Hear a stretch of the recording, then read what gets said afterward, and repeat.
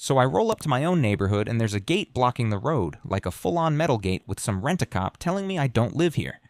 I pointed at my house, literally visible from where we were standing, and he goes, "You're not on the access list." That's when I knew these people were out of their minds. I didn't grow up thinking I'd end up in some gated suburb with lawn signs and next-door drama. I'm not a community barbecue guy. I work from home, I mind my business, I like my peace. That's all I wanted when we started house hunting. I wasn't even looking in this area at first. It felt too polished, too many matching shutters, too many good vibes only flags, you know? But then our realtor said there was a house at the edge of the development that wasn't technically part of the HOA. At first I didn't even believe that was a thing. She pulled out the paperwork to prove it. It was a weird setup. The house sat just off the main loop of the neighborhood, down this little side street that looked like an afterthought. One of those roads that curves away from the main drive and dips behind a row of trees. The lot was clean, kind of tucked back, no fences, but enough space to breathe. And best of all, the title was clear. No HOA. I asked her 3 times, "Are you sure this isn't part of the association?" She said, "Positive. It's what we call a carve-out lot. It's adjacent, but legally it was never folded in. There's no dues, no covenants, no restrictions." I said, "So I can paint the house neon green if I wanted." She laughed. "Legally? Yeah. Socially, you might get some looks." That was good enough for me. I didn't want to paint anything neon, I just didn't want to owe money to people I didn't vote for. I signed within a week. The first year went smooth. We moved in, settled down, got to know a few neighbors, mostly in passing. I kept the yard tidy, no junk outside, no loud music, just the basics of not being an asshole. I didn't get any mail from the HOA. No flyers, no newsletters, nothing. It was like we didn't exist on their radar. And honestly, that was perfect. Second year, a few changes started popping up. New speed bumps, new signage, freshly landscaped flower beds near the entrance. I figured someone on the HOA got bored and needed a project. Good for them. Still didn't involve me. But then they sent a glossy pamphlet in the mail, my first ever piece of HOA communication. Big bold letters on the front. Improving safety and security, gated entry coming soon. Inside was a bunch of marketing fluff. Pictures of gates with fake lens flares, quotes from concerned residents, a chart about rising property values in closed communities. They were framing it like a done deal. No vote, no survey. Just, here's what we're doing, and here's what it's going to cost. And that's when I noticed the fine print, real small, at the bottom of the page. Access fees apply to all properties utilizing community entry points, including non-member parcels. I read that sentence 5 times. Then I showed it to my wife. She just blinked and said, "Wait, we're not part of the HOA. They can't charge us, right?" And I said, "That's what I thought, but apparently they're trying anyway." So I called the number on the back of the pamphlet, spoke to a woman named Carla who said she was the community access coordinator. I told her I lived on Redacted Lane and didn't have an HOA agreement. Her tone changed fast. "Oh," she said. "Yeah, we're aware of the exception lots. You're still within the access zone, so fees would apply. Everyone uses the same road, so it's only fair." I said, "But I'm not in your association. My deed says nothing about paying fees to you." She said, "If you use the gate, you're using the infrastructure. The board has voted." That was the first time I heard that phrase. The board has voted. Like it was supposed to be the end of the conversation. But for me, it was just the beginning. Alright, so at first, I figured it was just a misunderstanding. Like maybe they'd send that pamphlet to everyone in the zip code by mistake, and once I reminded them I wasn't actually in the HOA, it'd all blow over. Spoiler, it did not blow over.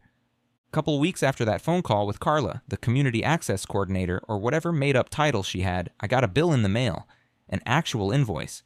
$65 labeled Quarterly Gate Access Fee, Non-Member Property Use. I looked at it for a second thinking maybe it was just a warning or like some kind of donation-suggested thing. But nope. Bottom line said, due in 14 days to avoid administrative penalties. Penalties. For using the same road I've used since I bought the place. Now keep in mind, they hadn't even installed the full gate system yet. It was still under construction. All they had was a temporary barrier and a dude in a reflective vest waving cars through half the time like he was directing traffic at a concert. But they were already charging people, including me. So I called again. This time I get a different person, Jordan. Younger guy, sounded like he was reading off a script. I explained politely that I wasn't in the HOA and that my property wasn't bound by any of their agreements. I even told him I had my title docs if he wanted proof. And he goes, "Well, sir, you are benefiting from access to a secure community, so it's only equitable to contribute to its maintenance." I said, "Equitable? You can't just change the rules for properties you don't control." He pauses, then says, "The board believes this is fair and has already approved the fee structure. If you'd like to appeal, we can forward your concern to the appropriate committee." I said, "Cool. What committee would that be?" He said, "The Finance Committee." I said, "You mean the same group that voted to charge me in the first place?" And he just says, "Correct. Like that's a normal goddamn thing." At that point, I told him, flat out, I wasn't paying for something I didn't agree to and didn't sign up for. That was the end of the call. I figured they'd back off once they realized I wasn't bluffing. Again, wrong. The next week, I get another letter, this time from someone named Marcie Little, president of the HOA board. All formal and polite, full of lawyer-sounding phrases like non-compliance with equitable cost-sharing measures and continued access to private community infrastructure. But the kicker was the last paragraph. It said something like, "Refusal to pay may result in restricted gate access for non-compliant addresses until the matter is resolved." Let me translate that for you. Keep using the road you've always used and we'll block you from your own house. That's when I knew this wasn't a misunderstanding. This was the start of something way bigger.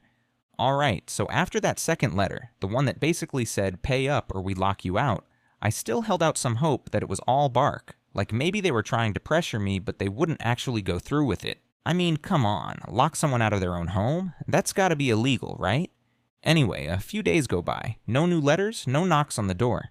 I start to think maybe they've moved on to easier targets. People who'll just pay the $65 to avoid the headache. Then one afternoon, I'm coming back from the grocery store, normal day. I've got a trunk full of stuff, ice cream already starting to sweat, and I pull up to the gate, and it doesn't open. At first, I think maybe the sensor just didn't catch me, so I back up a little, pull forward again. Nothing. I scan the access tag they gave us months ago when the system was voluntary. Denied flashes on the screen.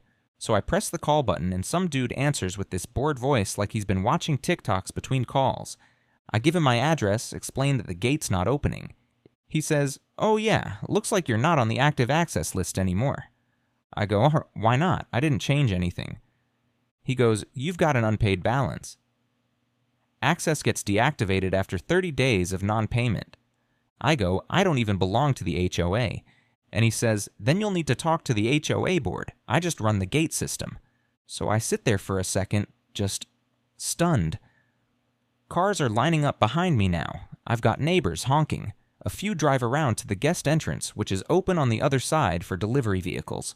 So what do? I pull off to the side, park my car on the damn grass, and walk home, with 3 grocery bags digging into my arms like they're made of razor wire.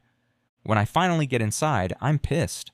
Not like grumble to myself, pissed. I'm full-on ranting to my wife, pacing around the kitchen like a maniac. She's trying to calm me down, but even she's like, "They really blocked you? That can't be legal." I said, "Yeah, well, apparently legal's a little blurry around here." Next day, I send an email to the HOA board. No threats, no shouting.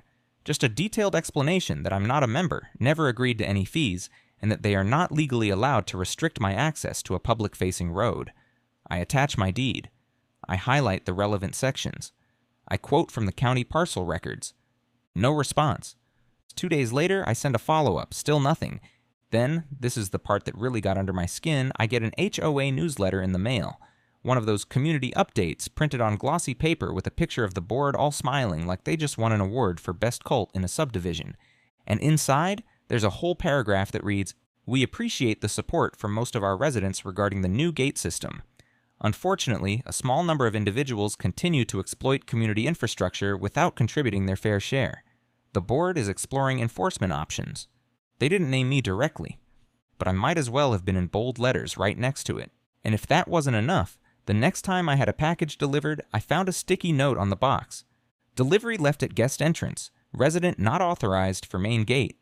You ever try to carry a 38-pound box of cat litter for 2 blocks in Texas heat? I have. Twice, because 2 weeks later, they did it again. At this point, I'm getting iced out of my own neighborhood. My wife has to keep explaining the situation to Uber drivers just to get rides to the house. One of them refused and dropped her off at the gate. My daughter's school carpool almost left her behind because the other parent didn't have the new resident entry code for our address. It wasn't just a fee anymore, it was punishment. And the people behind it weren't even hiding it. They wanted to make it harder and harder for us to live here without caving. But I wasn't caving. I was just getting started. At this point, I'm trying to be the adult in the room. I mean, yeah, I was mad. I had every right to be, but I wasn't about to turn this into some screaming match on Facebook. That's not me. I figured if I just handled it the right way, kept things professional, stayed on paper, they'd have no leg to stand on, and this would get shut down. So I did what any reasonable person would do. I started with the paperwork. I pulled my deed again, read every line, highlighted anything that mentioned boundaries, easements, access, anything that could come up. I checked the county plat map. My property had been recorded separately, outside the HOA boundaries. No ambiguity, no weird language like subject to future revision or at discretion of board. Just a clean, simple, standalone parcel. Next, I looked into the road. That tiny stretch of asphalt that connects my property to the rest of the neighborhood, the one they put the gate on. Turns out it was originally paved under a city development grant. I found the permit number in a public record search. Took a while, but I tracked it down. According to the file, that road was classified as a shared access easement, open use to adjacent parcels. That included mine. So now I've got a deed that says I don't belong to the HOA and a road that legally can't be blocked off from me. I figured that should be enough. I wrote a full letter to the HOA board, real formal, real polite, cited the documents, attached copies. I even included a timeline of what had happened, the revoked gate code, the missed deliveries, the packages dumped at the guest entrance. I ended it with, "Given the clear legal separation of my property from the HOA, I respectfully request that all attempts to collect gate-related fees from me cease immediately and that full access to the road be restored." Sent it certified mail just to be safe. Week goes by, nothing. So I show up in person at the next HOA board meeting. Public comment section. I sign my name, wait for them to get through 45 minutes of budget reports and landscaping bids. They finally call me up. I step to the little podium and start explaining everything. Calm, collected, no sarcasm, no raised voice. I go through the documents, pass out copies, point to the specific language. I'm halfway through when Marcie Little, the HOA president, interrupts me. She says, "Mr. Renteria, we appreciate your concerns, but as you are not a voting member of the association, you are not entitled to contest board decisions." I said, "That's exactly the point. I'm not a member. You can't charge me for things I never agreed to." She smiles, actually smiles. Then says, "Well, you use the community roads, do you not?" I said, "I use the public easement connected to my property, the one your gate is blocking." She leans forward like she's explaining something to a child and goes, "The board has determined that all roadways within our boundary are considered private infrastructure, regardless of easement status. The gate is a necessary upgrade to preserve safety and property values. We've been advised we're well within our rights." Then she moves right along to the next item on the agenda, and just like that, I was done talking. After the meeting, I tried speaking to one of the other board members, a guy named Ryan Kessler. He seemed younger, not as smug. I asked him one-on-one if they'd even looked into the legality of restricting access like this. He just shrugged and said, "Marcie's got the lawyer on it. She says we're covered." I said, "That's not an answer. You're blocking a legal resident from reaching his home." He didn't argue, but he didn't help either. So then I tried the city. I filed a complaint with the Department of Public Works about the blocked easement. The woman I talked to on the phone said she'd log the incident and elevate the report if applicable. Which sounded a lot like, "We're not doing anything unless it's on fire." So I went a step higher. Filed a public records request for the original infrastructure permit. When the road was paved, who paid for it, what conditions were on the use. Took almost 3 weeks to get a response. In the meantime, I kept getting invoices from the HOA, now with late fees. They sent me an email with the subject line, "Final notice before enforcement." Enforcement of what? They'd already cut my access. What else were they planning to do? Tow my house. And then my wife found out they'd emailed the school carpool group and told them our family had inconsistent gate access due to unpaid community obligations. I lost it. Not outwardly. I didn't go storming into their office. But in my head, that was it. Line crossed. They'd gone from messing with me to messing with my family. I tried the polite route. I gave them every chance. Now I was done being polite. So here's where things took a turn I did not see coming. At this point, I'd already spent weeks, maybe months, trying to play it clean. Writing letters, quoting deeds, talking to city departments, showing up to meetings where I was basically treated like a noise complaint with legs, and I was getting nowhere. Then one night, I'm on a Zoom call with my buddy Luis. He's a real estate attorney, not local, but sharp as hell. I'd sent him everything, the invoices, my title, the city permit numbers. He offered to take a look, just as a favor. We're talking through the timeline, and I'm screen sharing this map I pulled from the county land records site, just your standard parcel layout. But Luis pauses, leans in, and goes, "Wait, zoom in on that section. No, the road." I zoom in, and he says, "That right there, see how that strip is crosshatched? That usually means it's designated as an access servitude, not a private drive." I said, "I thought that just meant it's part of the HOA's road system." He goes, "Not if it's listed under the city's infrastructure ledger. Pull up the permit again." So I dig back through my files. Everything's a mess at this point. I've got folders labeled stuff like HOA, BS, and kill, list, challenge, legal. But I find the permit, open it, and he tells me to scroll down to the bottom. And there it is. A clause I'd somehow missed the first dozen times. Improvement to roadway, parcel ID redacted, funded in part through city infrastructure. Grant Program 3B, road must remain open for uninterrupted access to all adjacent parcels, regardless of HOA jurisdiction. I stared at it for a full minute. "You're telling me," I said, "they used city money to build that road?" Luis goes, "Yep," which means the second they installed that gate and started restricting access. They violated the grant conditions. Then he gets this look on his face, half smirk, half, "Oh, these people are screwed." He goes, "They didn't just block you illegally. If the city finds out, they could be forced to take the gate down completely, and if they charged you or anyone else based on access, that's fraud, man." I said, "So the HOA built a gate on a city-subsidized road and is now charging people to use it?" He said, "Pretty much." I said, "How is that not a crime?" He just raised his eyebrows and said, "Depends who you ask, but I know one department that's going to be very interested." It was like the whole chessboard flipped. Up until that moment, I thought I was just arguing over a bill I didn't owe. But now it was a matter of the HOA using public funds to build a private barrier and then profiting from it. And not just from me, from anyone who used that road. They were double dipping, taking city money to lay pavement, then slapping up a gate and pretending they owned it. And here's the part that really pissed me off. The grant wasn't even obscure. It was one of those Beautify the City programs the mayor was always posting about. There were newsletters, press releases. I found one online from 6 years ago with a photo of Marcie, the same HOA president, cutting a ribbon next to a city councilman, smiling like she invented pavement. It was all right there, public record. And just like that, this wasn't about gate codes or cat litter deliveries anymore. This was about exposing what they'd really done and showing the whole neighborhood who these people actually were. So I started building my case. Not a temper tantrum, not a Facebook rant. A real, documented, city-funded, paper trail-stuffed case. Because if they thought I was just one guy too stubborn to pay a bill, they were about to find out I was a very patient bastard with a printer, a scanner, and all the free time in the world. So now I had it. The smoking gun. That one line in the grant agreement that said the road had to stay open to adjacent parcels, aka me, because the city helped pay for it. And let me tell you, after months of running into walls and getting condescended to by people with clipboards and community pride name tags, just seeing that sentence felt like winning the lottery. A very boring, municipal, paperwork-heavy lottery, but still. The difference this time was I wasn't going to march into another board meeting and wave a piece of paper around while Marcie smiled like I was a toddler explaining gravity. That clearly didn't work. No, this time I was going to move quiet. Strategic. So I sat down and made a plan. Step 1. I gathered every document I had. Deed, plat maps, HOA letters, gate invoices, screenshots of those friendly newsletters, and dropped them all into a Google Drive folder like I was prepping for a court case. Luis helped me go through them, highlighting key language. He even put together a brief summary with legal references, just in case I needed to escalate.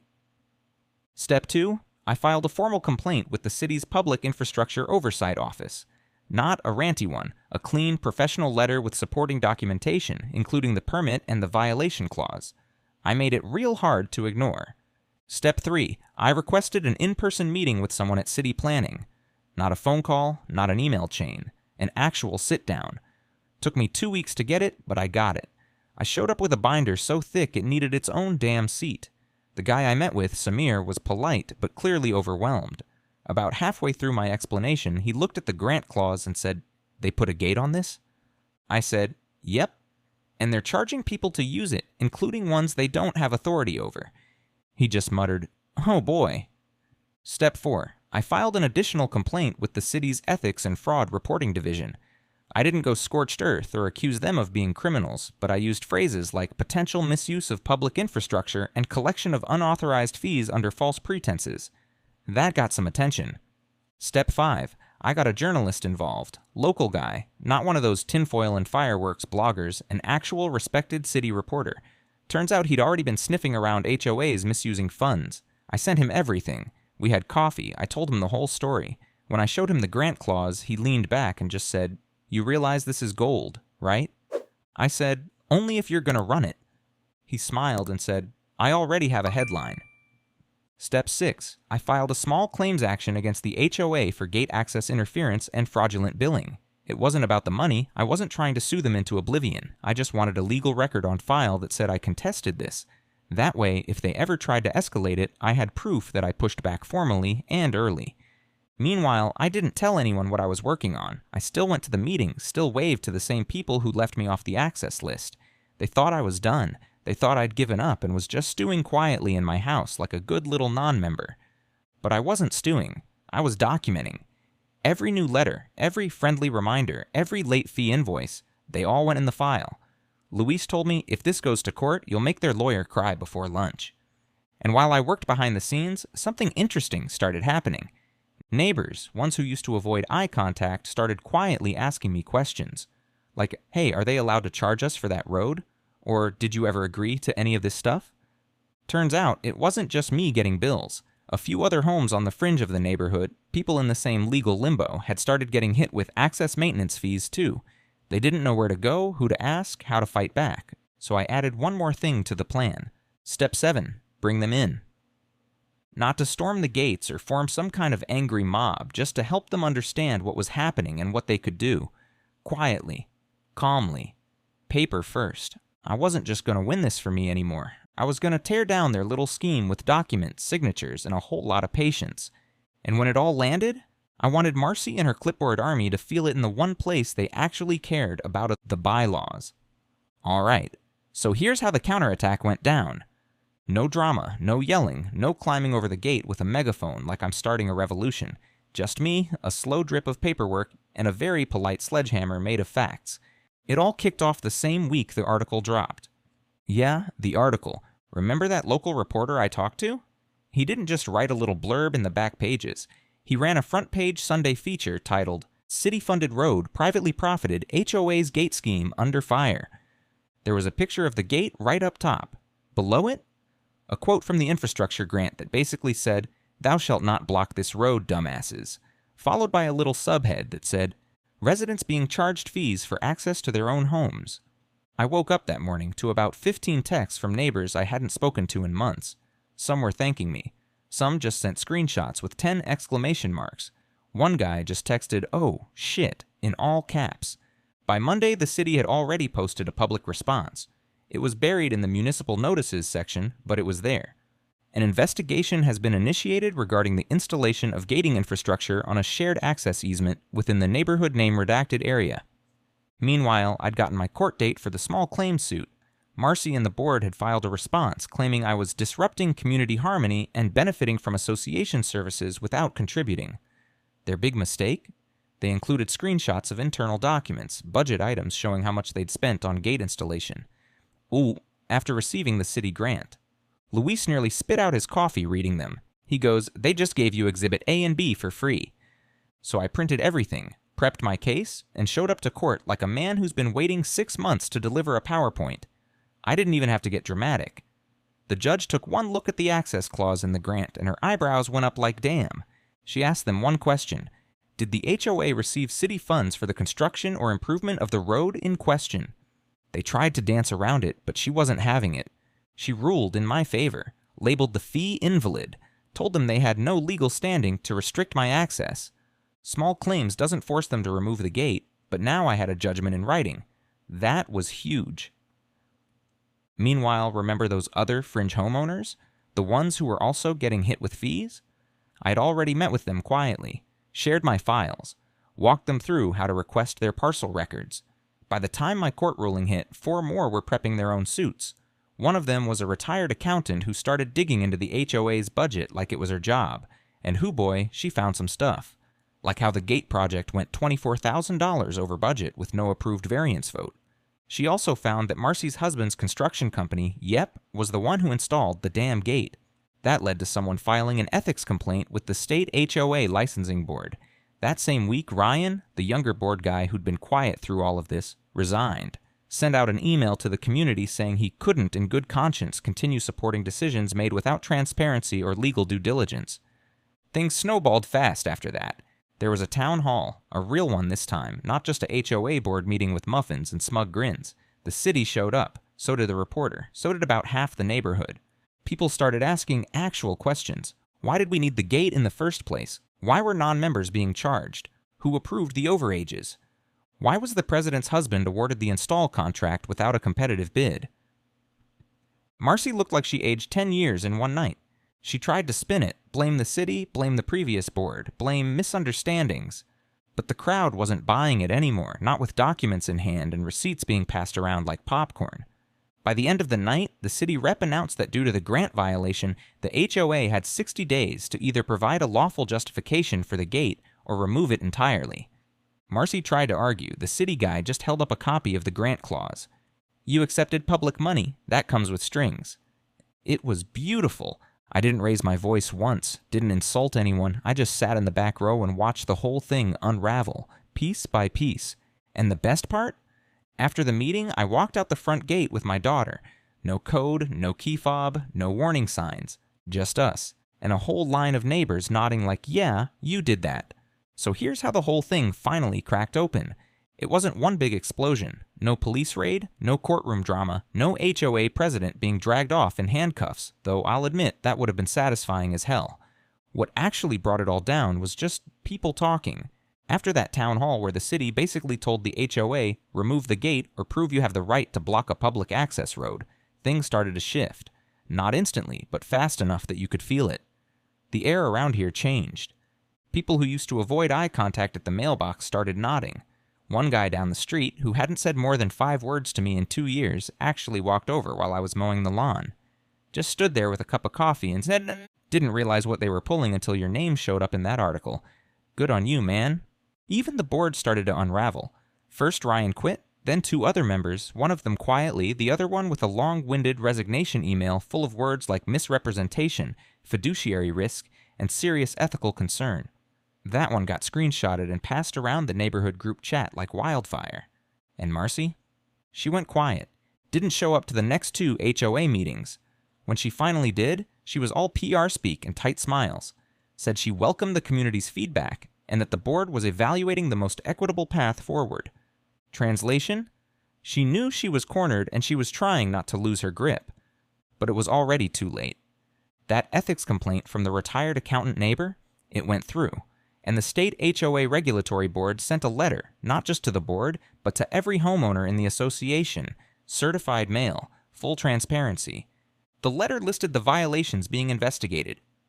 Unlawful collection of fees from non-members, improper use of city-funded infrastructure, failure to disclose contractor relationships in project bidding. I didn't write that letter. I didn't even know it was coming. But when it showed up in my mailbox, I laughed out loud. I felt like a guy who'd been pushing a car uphill for months, and it finally started rolling on its own. Then came the annual HOA election. Marcie tried to run for re-election. Really? After all that? But the turnout this year, biggest in the neighborhood's history. People who hadn't voted in a decade showed up just to make sure she didn't win. And she didn't. She got crushed. Like, embarrassingly crushed. It wasn't even close. A local mom named Tasha, super normal, PTA type, used to be a nurse, ran against her and basically won on one sentence. No more secrets, no more fees without votes, and no more gates blocking your neighbors. After the votes were counted, Marcie didn't even stick around for the end of the meeting. She just stood up, grabbed her purse, and walked out. No speech, no farewell, no fake smile. Just gone. I heard later she and her husband put their house on the market a month after that. Probably moved to another HOA. God help whoever's next. The new board? First order of business, deactivate the gate system. Not tear it down, yet. Just remove all access restrictions and refund any collected fees that didn't come from signed agreements. They made a public statement at the next meeting. It wasn't flashy or dramatic, just Tasha at the microphone holding a stack of documents saying, mistakes were made, they won't be repeated. And the thing is, she meant it. By then, people knew. It wasn't just my issue anymore, it was our issue. The gate, the secret spending, the pressure tactics, they'd pissed off too many people for too long. And when that happens, no HOA president, no matter how smug or power-hungry, can survive it. So yeah, after all that, things are quiet now. Like actually quiet.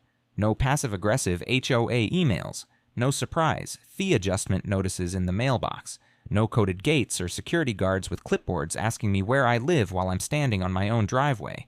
Just quiet. The gate's still physically there, but it's been wide open for months. No cameras blinking, no keypads beeping. They're figuring out what to do with it. Some people want to keep it as a symbolic entrance, others want it gone completely. Honestly, I don't even care anymore. Let it rust. Let the vines eat it. That gate's not a wall anymore, it's just metal. The new board's been doing their job, which is weirdly refreshing. They send out actual votes for stuff now. They publish full budgets. They don't try to turn every shrub planting into a 15-minute speech about community beautification. One of them even stopped by to ask if I wanted to be on the advisory committee. I told her politely, not unless it comes with hazard pay. And the neighbors? That's maybe the best part. People I used to barely wave to now chat with me like I'm some kind of seasoned local. I've helped 3 different families go through their own deed records to verify their HOA status. Turns out a couple of them were borderline cases too, but nobody had ever really checked before. We're not exactly a rebellion, but we've got a little email chain going. Somebody even joked about calling it the Bylaw Boys. The funniest part is, I didn't even want to be involved in any of this. I moved here to be left alone, to drink my coffee in peace and not get fined because my trash bins were visible for 6 minutes on a Tuesday. But sometimes the quiet only comes after the storm. And if I had to go through all that mess just to get back to sitting in my backyard, watching my daughter play on the porch while the breeze rolls through the trees, then fine, worth it. I still keep the city grant clause printed out, laminated and taped inside my garage, right next to the breaker box, not because I think I'll need it again, just as a reminder that even when you're the only one speaking up, and they treat you like a nuisance and they tell you it's just how things are done, you can still win, if you're patient, if you're thorough, and if you read the fine print.